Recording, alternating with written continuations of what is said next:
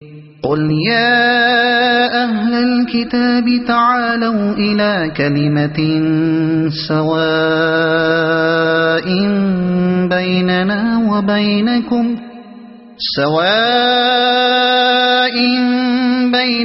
وبينكم ألا نعبد إلا الله ولا نشرك به شيئا ولا يتخذ بعضنا بعضا أربابا من دون الله فإن تولوا فقولوا اشهدوا بأننا مسلمون۔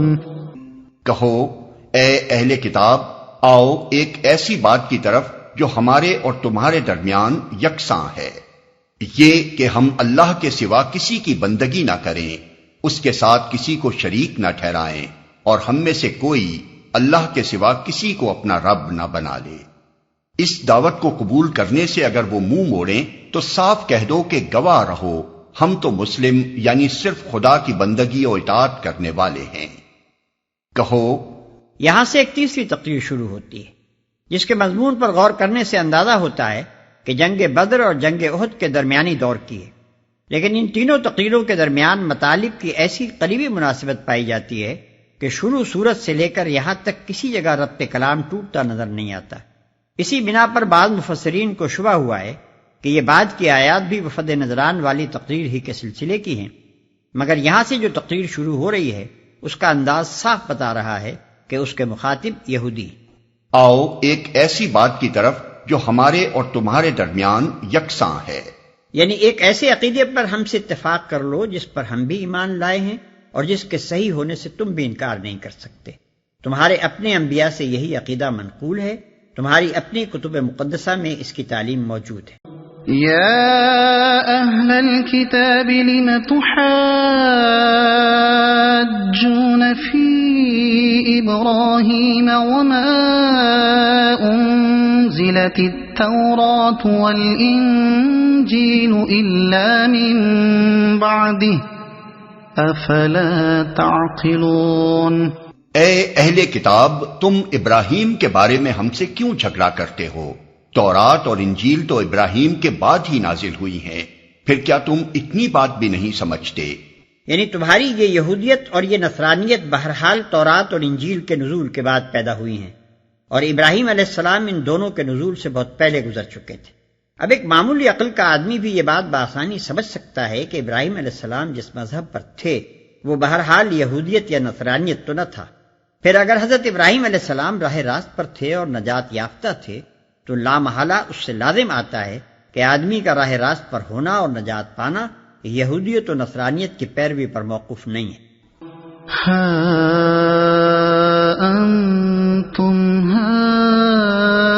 هؤلاء حاججتم فيما لكم به علم فلم تحاجون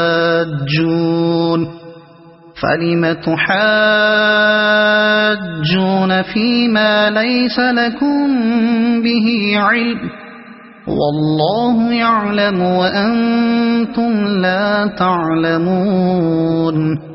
ما كان إبراهيم يهوديا ولا نصرانيا ولكن كان حنيفا مسلما وما كان من المشركين۔ تم لوگ جن چیزوں کا علم رکھتے ہو ان میں تو خوب بحثیں کر چکے، اب ان معاملات میں کیوں بحث کرنے چلے ہو جن کا تمہارے پاس کچھ بھی علم نہیں؟ اللہ جانتا ہے، تم نہیں جانتے۔ ابراہیم نہ یہودی تھا نہ عیسائی، بلکہ وہ تو ایک مسلم یکسو تھا اور وہ ہرگز مشرکوں میں سے نہ تھا۔ اصل میں لفظ حنیف استعمال ہوا ہے جس سے مراد ایسا شخص ہے جو ہر طرف سے رخ پھیر کر ایک خاص راستے پر چلے۔ اسی مفہوم کو ہم نے مسلم یکسو سے ادا کیا ہے۔ ان اولا الناس بإبراہیم للذین اتبعوه وهذا النبی والذین آمنوا واللہ ولی المؤمنین۔ وَدَّتْ طَائِفَةٌ مِّنْ أَهْلِ الْكِتَابِ لَوْ يُضِلُّونَكُمْ وَمَا يُضِلُّونَ إِلَّا أَنفُسَهُمْ وَمَا يَشْعُرُونَ يَا أَهْلَ الْكِتَابِ لِمَ تَكْفُرُونَ بِآيَاتِ اللَّهِ وَأَنْتُمْ تَشْهَدُونَ يَا أَهْلَ الْكِتَابِ لِمَ تَلْبِسُونَ الْحَقَّ بِالْبَاطِلِ وَتَكْتُمُونَ الْحَقَّ وَأَنْتُمْ تَعْلَمُونَ۔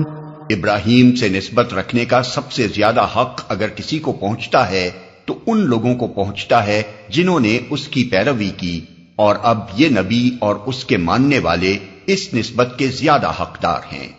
اللہ صرف انہی کا حامی و مددگار ہے جو ایمان رکھتے ہوں۔ اے ایمان لانے والو، اہل کتاب میں سے ایک گروہ چاہتا ہے کہ کسی طرح تمہیں راہ راست سے ہٹا دے، حالانکہ در حقیقت وہ اپنے سوا کسی کو گمراہی میں نہیں ڈال رہے ہیں، مگر انہیں اس کا شعور نہیں ہے۔ اے اہل کتاب، کیوں اللہ کی آیات کا انکار کرتے ہو حالانکہ تم خود ان کا مشاہدہ کر رہے ہو؟ اے اہل کتاب، کیوں حق کو باطل کا رنگ چڑھا کر مشتبہ بناتے ہو؟ کیوں جانتے بوجھتے حق کو چھپاتے ہو؟ دوسرا ترجمہ اس فقرے کا یہ بھی ہو سکتا ہے کہ تم خود گواہی دیتے ہو۔ دونوں صورتوں میں نفس مانی پر کوئی اثر نہیں پڑتا۔ دراصل نبی صلی اللہ علیہ وسلم کی پاکیزہ زندگی اور صحابہ کرام رضوان اللہ تعالی علیہم اجمعین کی زندگیوں پر آپ کی تعلیم و تربیت کے حیرت انگیز اثرات اور وہ بلند پایا مضامین جو قرآن میں ارشاد ہو رہے تھے، یہ ساری چیزیں اللہ تعالیٰ کی ایسی روشن آیات تھی کہ جو شخص انبیاء کے احوال اور کتب آسمانی کے طرز سے واقف ہو، اس کے لیے ان آیات کو دیکھ کر حضرت صلی اللہ علیہ وسلم کی نبوت میں شک کرنا بہت ہی مشکل تھا۔ چنانچہ یہ واقعہ ہے کہ بہت سے اہل کتاب خصوصاً ان کے اہل علم یہ جان چکے تھے کہ حضور صلی اللہ علیہ وسلم وہی نبی ہیں جن کی آمد کا وعدہ انبیاء سابقین نے کیا تھا، حتیٰ کہ کبھی کبھی حق کی زبردست طاقت سے مجبور ہو کر ان کی زبانیں آپ کی صداقت اور آپ کی پیش کردہ تعلیم کے برحق ہونے کا اعتراف تک کر گزرتی تھیں۔